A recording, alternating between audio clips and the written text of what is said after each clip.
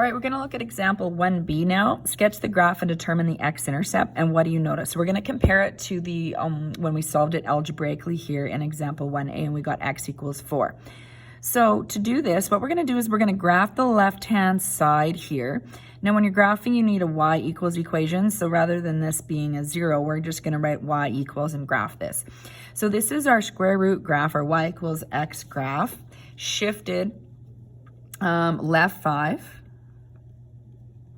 and down 3.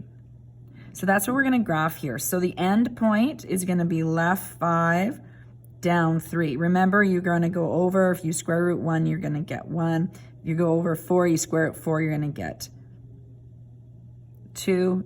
Go over 9. If you square root 9, you're going to get 3. Sorry, I miscounted there a little bit. There we go. You should have that. You want to make sure, because it's, oh man, I didn't go through that point very well. There we go.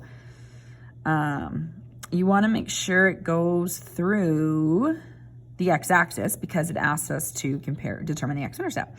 So this went right through the point, x equals 4. Okay, so that was my x-intercept. And so that means that my solution, x equals 4, my x-intercept, were the same. Okay, so the x-intercept will be the same as your answer as long as the equation is set equal to 0. So let's just say because y equals 0, therefore the solution is x equals 4.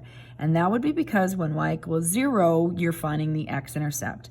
If you were to graph the right-hand side of this equation, that would be the graph y equals 0, which would be the x-intercept. So that's another way to think about that.